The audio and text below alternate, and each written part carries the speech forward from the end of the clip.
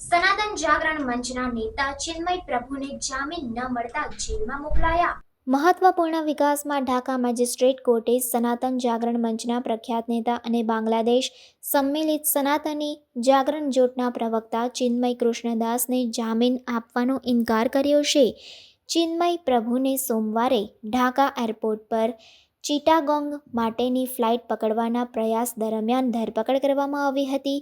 ચિન્મય કૃષ્ણદાસ, જેને ચિન્મય પ્રભુ તરીકે પણ ઓળખવામાં આવે છે, બાંગ્લાદેશમાં હિન્દુ સમુદાયના હકો અને સુરક્ષાના વકીલ તરીકે જાણીતા છે. તેઓ અને બાંગ્લાદેશ સંમિલિત સનાતની જાગરણ જૂથે દેશમાં અલ્પસંખ્યકોના હકોની રક્ષા માટે 8 મુદ્દાઓની માંગણી ઉઠાવી છે.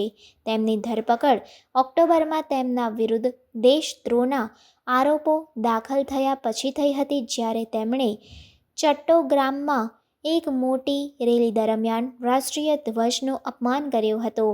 બાંગ્લાદેશ સનાતન જાગરણ મંચ દ્વારા આયોજિત આ રેલી બાંગ્લાદેશમાં હિન્દુઓ અને અન્ય અલ્પસંખ્યકો પર વધતા હુમલાઓને હાઇલાઇટ કરવા માટેના વ્યાપક અભિયાનનો ભાગ હતો. ભારતના વિદેશ મંત્રાલયે ચિન્મય કૃષ્ણદાસની ધરપકડ અને ત્યારબાદ જામીન ન મળવા અંગે ગંભીર ચિંતા વ્યક્ત કરી છે. એક નિવેદનમાં MEA એટલે કે ભારતના વિદેશ મંત્રાલયે બાંગ્લાદેશના અધિકારીઓને હિન્દુઓ અને અન્ય અલ્પસંખ્યકોની સુરક્ષા સુનિશ્ચિત કરવા માટે અનુરોધ કર્યો. શાંતિપૂર્ણ સભા અને અભિવ્યક્તિના તેમના હકના મહત્વ પર ભાર મૂક્યો. કોર્ટના જામીન ન આપવાના નિર્ણયથી ચિન્મય પ્રભુના સમર્થકોમાં વિરોધ પ્રદર્શનો શરૂ થયા છે.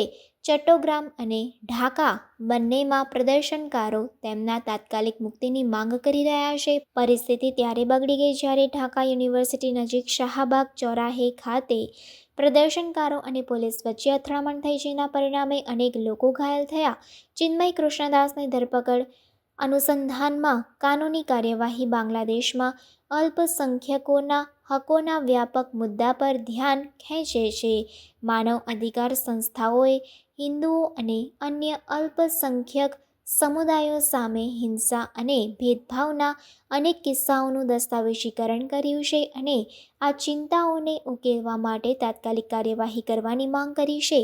જ્યારે કાનૂની લડત ચાલુ છે, આંતરરાષ્ટ્રીય સમુદાય પરિસ્થિતિ પર નજીકથી નજર રાખી રહી છે. બાંગ્લાદેશમાં તમામ અલ્પસંખ્યક જૂથો માટે ન્યાય અને સુરક્ષાની માંગ કરી રહી છે.